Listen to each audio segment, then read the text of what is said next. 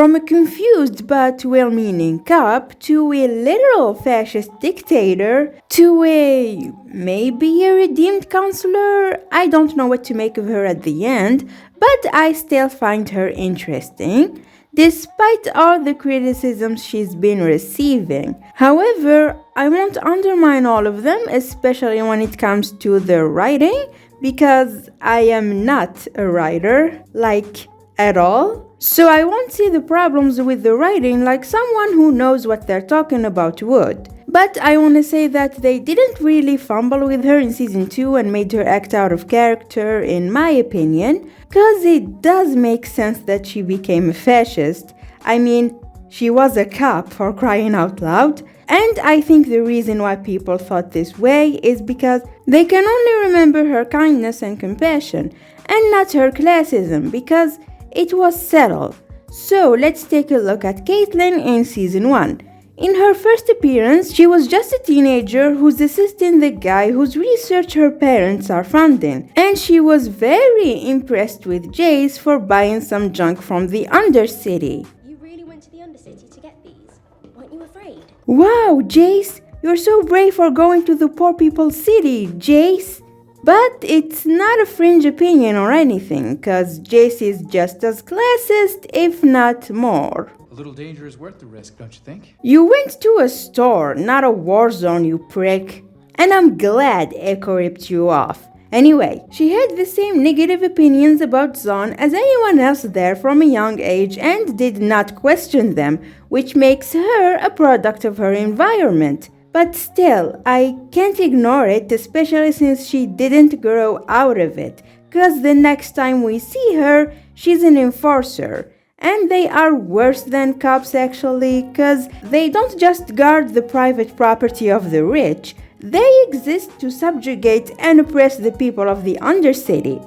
Although she was just given these relatively tame jobs like guarding a tent at a festival, but only because her mother put her there given her position, and she absolutely dreads it, and she wants to go on a real mission, and we all know how that looks like. However, this does show us that her mother shelters her not just from danger, but from interacting with the lower class in Piltover. Heck, she forbade her from talking to Jace when she couldn't invest in him anymore.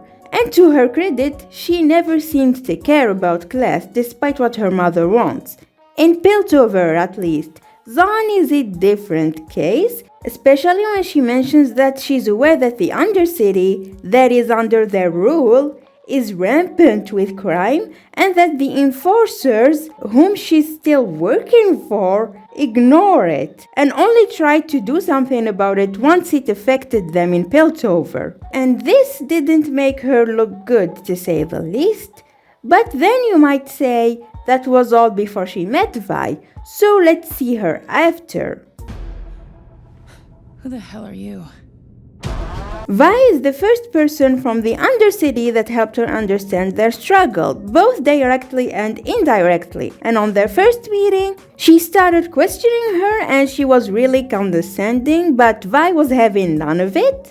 You enforcers are all the same, just asshole criminals in fancy uniforms. And while she was disgusted by the warden for torturing the inmates, she did not voice it to him and just moved on with her mission, because she was in a hurry to incriminate Silco, the big bad who's behind everyone's suffering, and only him, which no, he's not. He is bad, but not the worst thing to happen to Zaun. That would be Piltover, and she never got that by the end of the season. And yes, she was kind to Vi and even saved her from Sevika and traded her gun for a cure for her.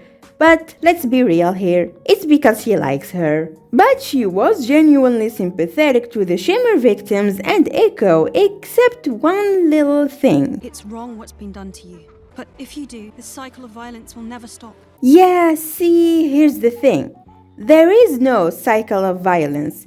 It's not that one side hit them one time and then the other hit back and so on and so forth. And this also implies that she sees both sides as equal, which is not the case, Piltover is the one with all the power here, and they're the ones who constantly inflict violence upon the Undercity, either by sending them the enforcers or through the industrialist system that they forced on them that poisoned their air and made them all sick, and then they killed them all when they asked for a better life. So when she asked Echo to break the cycle, she's asking them to stop resisting and essentially dooming themselves.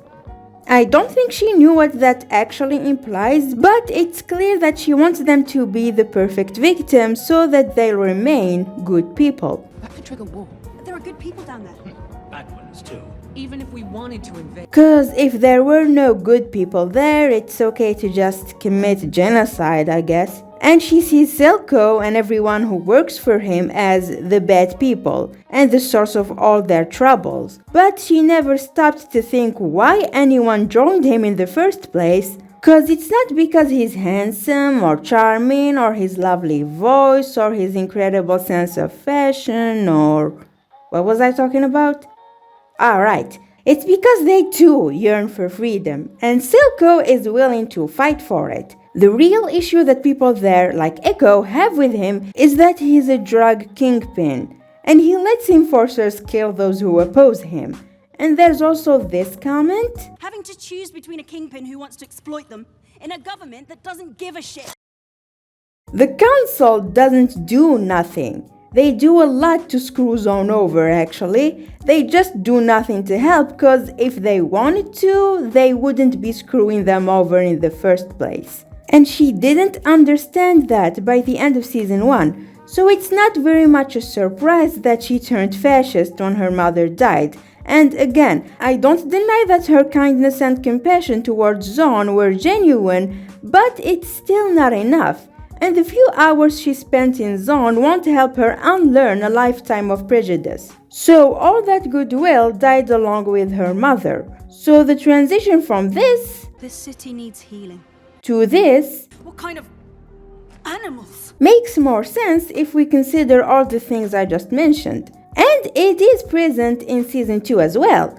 She equates her situation with Vi's, even though they're very different, to the point that her being able to bury her mother makes her far more privileged than anyone in Zaun. She also attributes all of Zaun's problems to Silco and Shimmer and now Jinx, but still not Piltover, never Piltover, and she still only has a problem with killing innocent Zaun Knights and not just any Zaun Knight. And neutralize any agents still loyal to Silco. So it's not that she's different, her classism is just more apparent in season 2. And I wouldn't blame it all on Ambessa, cause she didn't force Caitlyn to do anything, she just promised her to avenge her mother, so she went along with her plan. And she did believe that what she was doing was right. She literally called her military occupation on Zaun a peacekeeping occupation. And I've seen people say that we didn't get to see that, like we didn't get to see Caitlyn be a dictator, besides a music video that wasn't enough, I guess.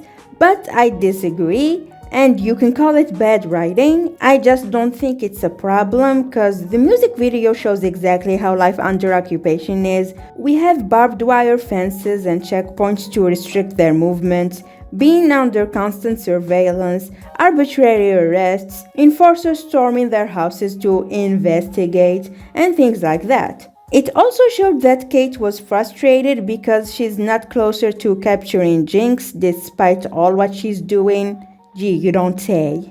And the reason why Caitlyn was okay with it for so long is because she didn't think it was bad but necessary to catch Jinx and stop another attack on Piltover. She only had a problem with Rictus using excessive force, like nothing else was excessive. And also she was blinded by her grief. And she did regret what she did and tried to correct her mistake by turning against Ambessa and losing her eye for it, and giving a seat at the council to Sevika. But she still got away with fascism, didn't she? But I wouldn't call it bad writing either, because it does make sense, cause who will persecute her? Piltover? They've probably done worse before her. Zaun? They could and they should, but that would also mean they lose their only chance to better their lives. Also, it's not entirely unrealistic since a lot of real-life fascists got away with it, even actual NZs. The US accepted many former NZs in the CIA to help them fight against the Soviet Union. Heck, Winston Churchill said that fascism is their best tool against communism. Seriously, their motto was, "You can commit genocide as long as you help us keep the working class from gaining any power." So it's not weird that she wasn't punished for it, in my opinion. And so, unfortunately, I don't think Zaun will ask for retribution. But do they forgive her? Hell no. Not Savika, not Echo, and not the rest of Zaun.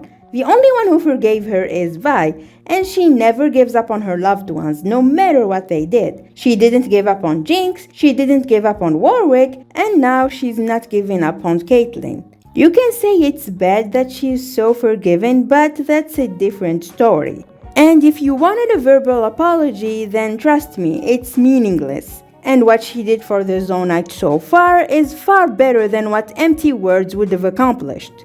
And what I love about Arcane is that it showed that it wasn't enough. Even in the universe where all was well, we saw Clyger complaining about how they still have problems with pollution in the Undercity. They hardly grow. They're nowhere near robust enough to purify the air down here. Cultivating the soil, infusing the water. It's no luck. And that unifying Piltover and Zaun did not solve all their problems, because integrating the marginalized people into the same system that oppressed them isn't gonna work long term. Unlike what we usually see in liberal media, and how it insists on maintaining the status quo. So I like that they at least implied that the problem is with the system itself, even if they didn't actually change it in the show. But why though? Why couldn't they just change the industrial capitalist system that destroyed Zaun and its people into one that abolishes classism and brings equality among...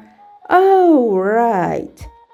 Well then, I'll give the show the benefit of the doubt and assume that they couldn't actually fix things in a meaningful way because you can't say anything good about communism. But that's just me anyway.